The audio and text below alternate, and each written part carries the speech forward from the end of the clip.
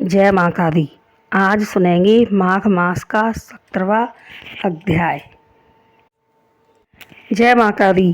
कार्तवीर ने पूछा, हे भगवान, कांचन मालिनी और राक्षस कौन थे? कृपया उस इतिहास को आप बताइए। दत्तात्रेय बोले, राजन, विद्वान और ज्ञानी तथा धर्म जिज्ञासु को समस्त रहस्य बता देने चाहिए, यही उचित बात है। इस इतिहास को सुनने से अश्वमेध यज्ञ का फल प्राप्त होता है। परम सुंदरी कांचन मालिनी एक अप्सरा थी। वह माघ स्नान त्रिवेणी में करके जब शिवालय की ओर जा रही थी तो पार्वती की कंदरा में बैठे एक वृद्ध राक्षस ने उसे देखा। उसकी सुंदरता को देखकर राक्षस आश्चर्यचकित रह गया और राक्षस ने पूछा, हे सुकेशी, तू कौन है और कहाँ से आती है? तेरे वस्त्र और केश गीले क्यों हैं? ऐसा कौन सा पुण्य है जिसके कारण तेरा तेज दमक रहा है? तेरे दर्शन मात्र से मेरे क्रूर मन को शांति हो रही है। क्या महिमा है, तुम मुझसे कहो। तब अप्सरा ने कहा, हे राक्षस, मैं एक अप्सरा हूँ। मेरा नाम कांचन मालिनी है। क्योंकि मैं इस समय त्रिवेणी से स्नान करके लौट रही हूँ, इस कारण मेरे वस्त्र और केश गीले हैं। मैं शिव पूजन के लिए कैलाश जा रही हूँ। मेरे ऊपर जो तेज प्रतीत होता है वह माघ स्नान और प्रयागराज के संगम त्रिवेणी के जल का प्रभाव है, जिस पुण्य के प्रताप से मैं सुबुद्धि गंधर्व की कन्या पैदा और उमा की सखी हूँ। उसका भी इतिहास तुम सुनो। पूर्व जन्म में मैं कलिंग राजा की प्रिय वैश्याई, सुख संपत्ति के कारण मैं गर्भ में फूली रहती। श्रेष्ठ सुंदरी होने के कारण सारा नगर मुझ पर मोहित था। मैंने इच्छा अनुसार भोग विलास किया और कामी पुरुषों के धन को मनमाने तरीके से ठगा। मेरे पास धन, वैभव और संपत्ति की कोई कमी नहीं थी। उस समय कलिंग में मेरे नाम की धूम थी। परंतु जब मैं वृद्धा हुई तो मैंने विचार किया कि मैंने अपना सारा जीवन काम वासना और धन संचय में ही व्यतीत किया है। कभी कर्म धर्म की ओर ध्यान नहीं दिया है। इस विचार के आते ही मेरी आत्मा को बहुत कष्ट हुआ। अंत में विचार कर मैं राजपुरोहित के पास गई और तब मैंने अति विनीत स्वर में विलाप करते हुए अपने मन की व्यथा उनसे कही। मैंने कहा, हे विप्र, मैं बहुत ही पापी हूँ। मैंने कभी भगवान के चरण कमलों को प्राप्त करने के लिए जप तप व्रत और पूजन नहीं किया है। जवानी के नशे में भोग विलास में पड़कर मैंने अपने तीनों जन्म नष्ट कर दिए हैं। हे नाथ, अब आप मुझ अबला को उबारिए और मेरा उद्धार करिए। मेरे वचनों को सुनकर पुरोहित ने कहा कि हे सुमुखी, तेरे समस्त पापों को मैं जानता हूँ।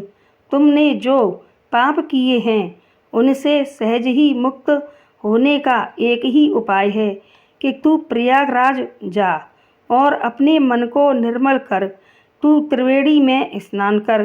तीर्थराज प्रयाग में ही यह शक्ति है कि वे तेरे सारे पापों को नष्ट कर सकते हैं।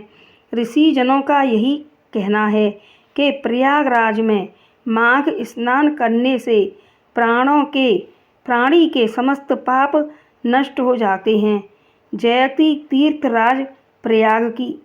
तीर्थों में प्रयागराज श्रेष्ठ है। भीरू, अब तुम प्रयागराज के महात्म्य को सुनो।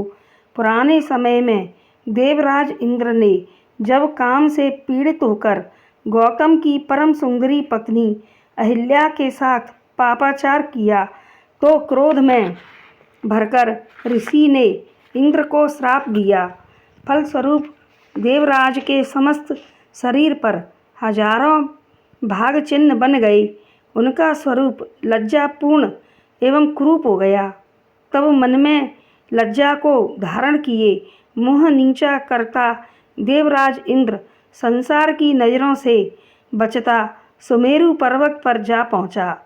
वहाँ 100 योजन लंबी सरोवर में खिले स्वर्ण कमलों को देख एक कमल के भरे हुए कोटर में छिपकर बैठ गया।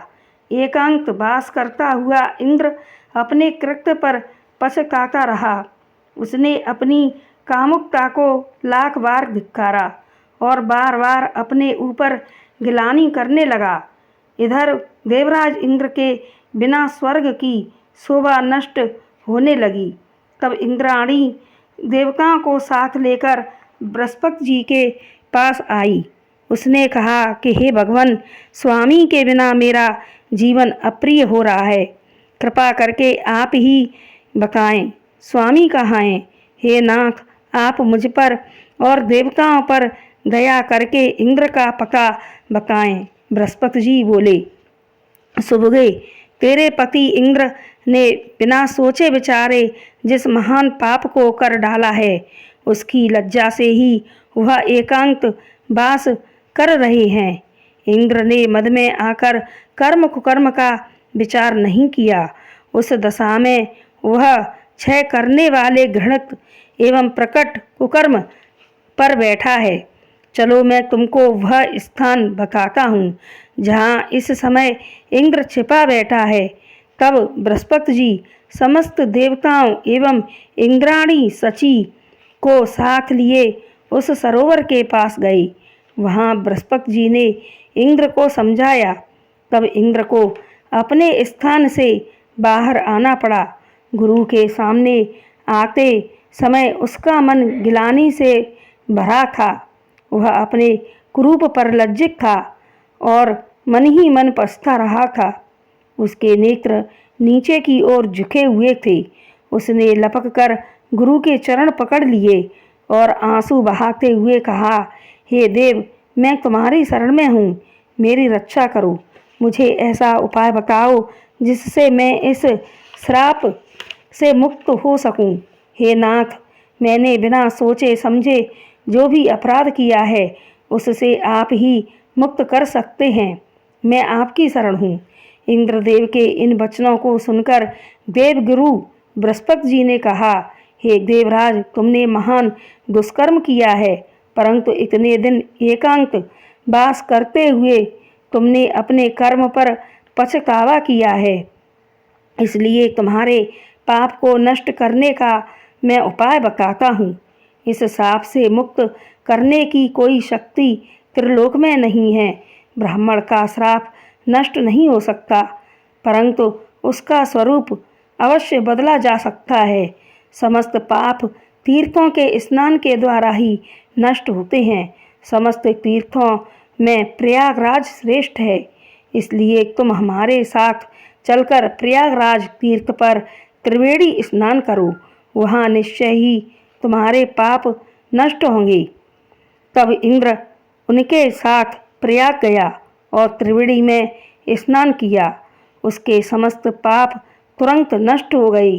तब बृहस्पति जी ने इंद्र की बुद्धि निर्मल जानकर आशीर्वाद देते हुए कहा कि हे इंद्र, ऋषि के श्राप से तेरे इस शरीर पर जो हजारों भग चिन्ह बने हैं वे नेत्र बन जाएं। तभी से इंद्र के हजारों नेत्र हो गए। हे सुनयन, जिस प्रकार इंद्र त्रिवेणी में स्नान करने से निष्पाप हुआ, उसी तरह तेरे भी वहाँ स्नान करने पर पाप नष्ट हो जाएंगे। तू भी वहाँ जाकर स्नान कर। उनकी बात मानकर हे राक्षस, मैं प्रयागराज गई और वहाँ मैंने त्रिवेणी की पवित्र धारा में स्नान किया। उन दिनों माघ मास था। 3 दिन के स्नान से मेरे समस्त पाप नष्ट हो गए। शेष 27 दिन के स्नान का मुझे दिव्य फल मिला है। मैं पार्वती जी की सखी बनी हूँ। अब भी मुझे पूर्व वृत्तांत याद है और मैं वहाँ से ही लौट रही हूँ। जय माता दी।